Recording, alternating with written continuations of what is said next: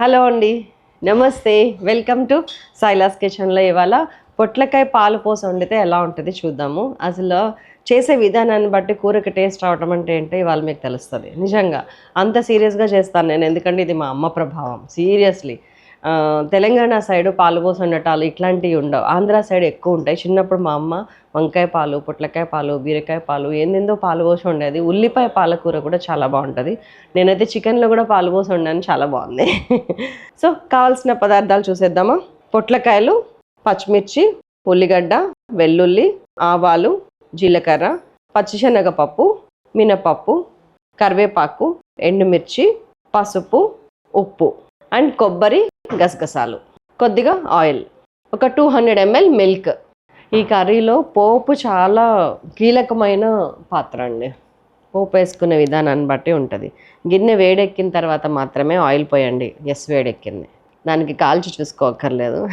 కొంచెం ఆయిల్ ఎక్కువే పడుతుంది, కొద్దిగా, మరీ ఎక్కువ కాదు. జస్ట్ ఒక 2 టేబుల్ స్పూన్స్ వేసాను. పొట్లకాయ వచ్చి 1/2 కిలోకి ఎక్కువ ఉంది. ఇదిగోండి, 1/2 కిలోకి కొంచెం ఎక్కువ, 300 గ్రాముల పొట్లకాయ ఇది. అండ్ దానికి 10-12 మిరపకాయలు ఇలా కట్ చేశాను. దీంట్లో పచ్చికారం మాత్రమే, ఎండుకారం వేయొద్దు, అసలు బాగుంటుంది. ఎండుకారము చిల్లీ ఫ్లేక్స్ టైప్లో వేయండి. ఇవి ఇంట్లో తయారు చేసుకున్న చిల్లీ ఫ్లేక్స్, బయట కొనుక్కొచ్చినే కాదు, ఇది వేయండి, బాగుంటుంది. సో నేను వేడెక్కటం కోసం ఆయిల్లో ఫస్ట్ మినపప్పు వేసుకోండి, ఒక 1/2 టీ స్పూను. 1/2 కిలోనే కాబట్టి తక్కువ పడుతుంది పోపు. అనవసరంగా పోపు ఎక్కువ వేస్తే మనం అన్నం తినేటప్పుడు అది టేస్ట్కి బదులుగా అడ్డుపడుతూ ఉంటాయి తాలింపు గింజలన్నీ, ముఖ్యంగా మినపప్పు, శనగపప్పు. కాబట్టి ఇవి 2 చూసేసుకోండి. అండ్ శనగపప్పు అది కూడా అంతే, 1/2 టీ స్పూను. ఇవి కూడా అంతే, ఆవాలు 1/2 టీ స్పూను, జీలకర్ర 1/2 టీ స్పూను. అండ్ ఇందులో ఇట్లాగా సన్నగా కట్ చేసుకున్న వెల్లుల్లి వేయండి.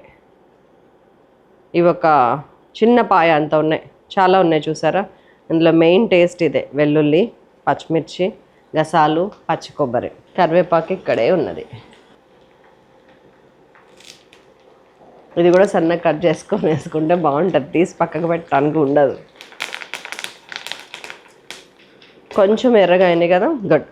ఇప్పుడు నేను పచ్చిమిరపకాయలు కూడా వేసేస్తాను పోపులోనే. పచ్చిమిరపకాయ అండ్ దెన్ చిల్లీ ఫ్లేక్స్, ఇదే కారం. చిల్లీ ఫ్లేక్స్ ఒక 1 టీ స్పూను, పచ్చిమిరపకాయలు ఒక 10-12 సన్నగా తరిగినాయి. ఇది పోపు మీద ధ్యాస పెట్టండి అన్నది ఎందుకు. అండ్ ఇందులో ఉల్లిగడ్డ వేసేస్తున్నా, ఒక మీడియం సైజ్ ఆనియన్ చిన్నగా తరిగేది. ఉల్లిపాయ వేయగానే కొంచెం ఉప్పు వేసేస్తాను ఫస్ట్, ఉల్లిపాయ వేగుతుంది. ఒక 3/4 టీ స్పూన్ ఉప్పు. పోపు చూసారు ఎంత కలర్ఫుల్గా, ఎంత టేస్టీగా ఉందో.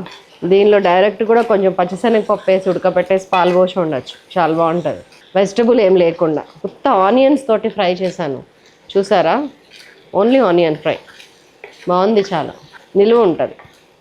ఇప్పుడు ఈ పాలు పోసిన కర్రీస్ ఉన్నాయనుకోండి, ఒక్కోసారి నైట్కే ఖరాబ్ అయిపోతుంది కర్రీ. శీతాకాలం లాంటి ప్లేసెస్ అయితే నైట్ ఉంటుంది, మార్నింగ్ చేస్తే ఈవినింగ్ కూడా ఖరాబ్ అయిపోతాయి కొన్ని కర్రీస్. అందులో ఇది ఒకటి. లంచ్ బాక్స్లోకి ఇది అంత సూటబుల్ కాదు, నైట్ మీరు డిన్నర్స్లోకి ఇంట్లో అందరూ ఉన్నప్పుడు చేసుకోండి.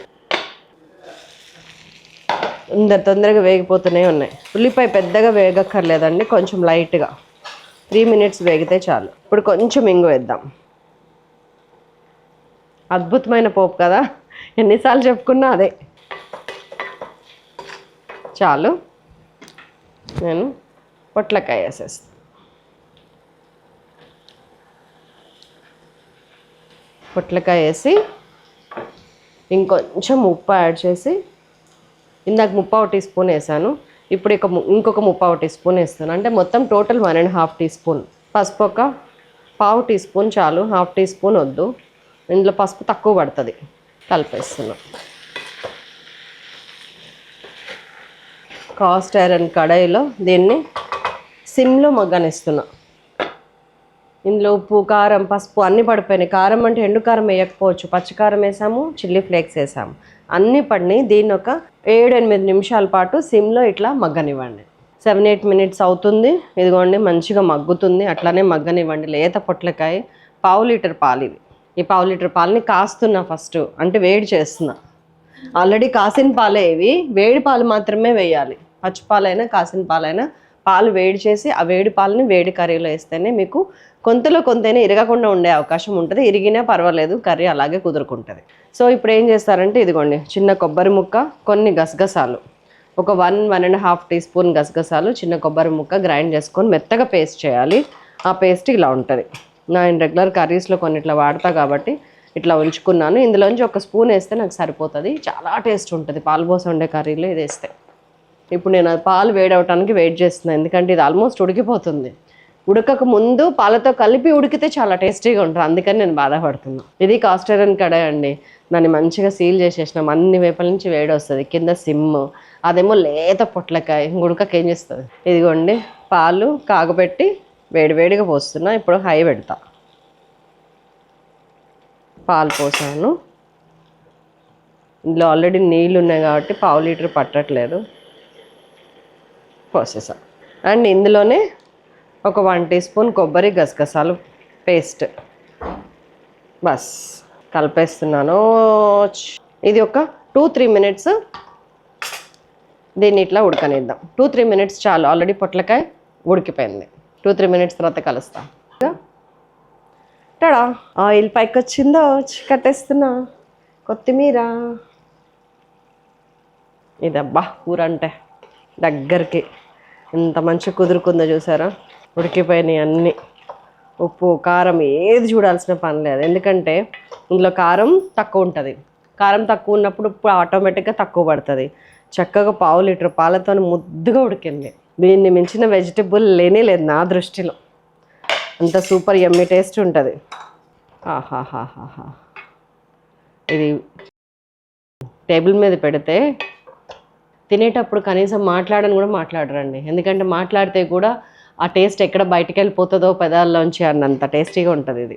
Trust me. నేను అన్నం తిని చూపించట్లేదని బాధపడకండి, ఎందుకంటే అన్నం తిని ఇందాకే తిన్నాను. మీకోసం మళ్ళీ మళ్ళీ తింటుంటే నేను లావైపోతున్నాను. ఇది తింటా, మంచిగా చపాతీలో పెట్టుకొని తింటా.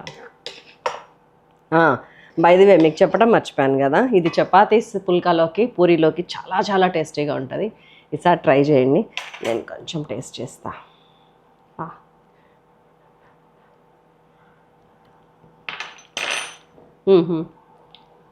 నేను అనుకున్న దానికన్నా కూడా బాగుంది. ఉండనా మరి మరొక అద్భుతమైన రెసిపీతో మిమ్మల్ని మళ్ళీ కలుస్తాను. అంతవరకు సెలవు, నమస్తే. అండ్ మీరు పాలు పోసి ఏం కూర వండుతారు నాకు ఆల్రెడీ కామెంట్స్లో చెప్పారు. పాలు పొయ్యకుండా అసలు పాలు పోస్తే చండాలంగా ఉంటాయి ఈ కర్రీస్ అనే ఏమనుకుంటున్నారో ఒకసారి చెప్పండి నాకు. నేను కూడా ఆలోచిస్తాను అవునా నిజమా అని. ఓకేనా, బాయ్.